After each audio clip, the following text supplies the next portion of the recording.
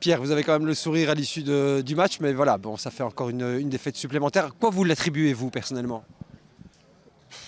Je dirais, on savait que c'était un match difficile ici.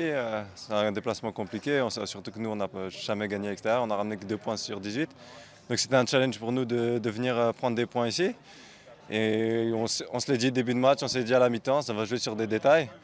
Au final, je ne pense pas qu'on concède beaucoup d'occasions, mais on laisse courir un homme, une frappe, un but.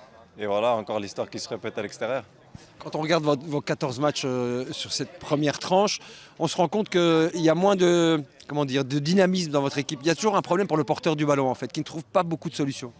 Ouais, soit c'est pour le porteur du ballon, soit c'est pour les mouvements autour, mais je pense qu'on doit travailler plus encore ce qu'on fait maintenant, parce que le porteur du ballon, il a plusieurs choix. Soit c'est lui qui fait les mauvaises décisions, des fois, soit c'est autour qu'il n'y a pas assez de mouvements clairs et nets. Donc il va falloir travailler très dur, encore plus, pour atteindre un meilleur niveau et des meilleures prestations à l'extérieur, parce que pour la deuxième tranche, ça va être très important. Ce changement de système, avec passer à 3 derrière, bon, vous avez déjà joué comme ça dans votre carrière, ça peut déstabiliser quand même une défense ou pas? Parce qu'il faut le temps peut-être de prendre ses repères. Non, je pense que défensivement, je trouve qu'on est plus serein. Je trouve qu'on concède moins d'occasions, on a plus la maîtrise. Maintenant, il faut travailler tous ensemble. Il n'y a pas que les défenseurs qui doivent défendre, et il y a le milieu, il y a les attaquants. Et il faut qu'on trouve cette alchimie pour que ce système prenne la mayonnaise, quoi. Donc, non, il n'y a pas d'adaptation. La semaine dernière, ça s'est bien passé. On savait quelques détails à corriger. Aujourd'hui, on ne les a pas fait, donc ça s'est payé cash avec une défaite. Alors l'espoir reste de mise quand même, il reste 14 matchs, on se souvient de la saison passée, c'était un peu le même scénario, même si vous avez mieux joué au premier tour. Vous étiez revenu comme en boulet de canon vraiment au deuxième tour, donc c'est possible encore? Oui, tout est possible. En deuxième période, 14 matchs, on repart à zéro. Mais ça ne va pas venir du jour au lendemain, une semaine, on ne va pas changer la dynamique. Donc cette semaine, il va falloir travailler très dur. Et je pense que si on enchaîne bien les deux, allez, déjà à Louvain, prendre des points, ça va être sûrement un déclic parce que c'est un match à l'extérieur. Et si on commence bien, ça va lancer la machine. Merci. Hernan Rosada, ik vermoed ik ben zeker een zeer ontgoochelde coach. Vertel eens, wat is jouw analyse van deze partij? Maar ik denk dat we verdienen niet te verliezen. Ze hebben 1 kans gehad. En ik denk dat we hebben pech gehad dat de eerste scheidsrechter Kevin gekwetst geraakt. Want de 4e scheidsrechter was vandaag een ramp.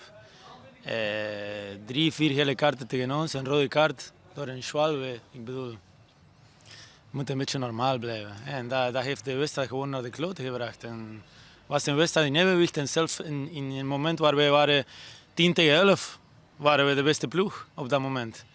En een schoot van 20, 25 meter uit het niks. Weer het doelpunt en wordt 1-0 verloren. Maar zeer onhooglijk, omdat ik denk dat een gesloten wedstrijd was. Die een beetje besloten was door beslissingen van de scheidsrechter. En dat was eigenlijk niet nodig. Je spits Snoubissi, ja, 2 keer er dichtbij, zeker die ene keer.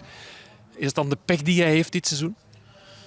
Ja, het is pech. Maar we moeten blijven werken, blijven trainen. Bal tegen de paal. Op het einde Tariq had ook een grote kans. We hadden de beste kansen, denk ik. En ja, we moeten wanneer vertrekken met 0 punten is gewoon zuur. Misschien 1 voordeel. De eerste periode die zit erop. Volgende week wel een moeilijke verplaatsing. Want die verplaatsingen, dat is een probleem. Hè. Volgende week naar Leuven.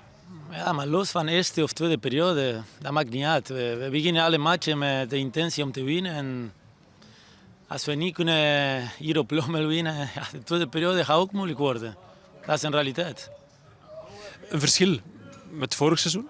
Ik vind dat vorig seizoen hadden jullie het makkelijker om dat tempo te versnellen. Dat lijkt moeilijker te gaan dit seizoen. Nee, ik ben niet akkoord. Ik denk dat heeft te maken met efficiëntie voorin en de 0 te houden. Het is heel lang dat we de 0 kunnen niet houden. En weer een doelpunt of niet, we krijgen opnieuw een tegendoelpunt tegen. En we kunnen niet makkelijk scoren. Vorig jaar was meestal onze eerste kans binnen.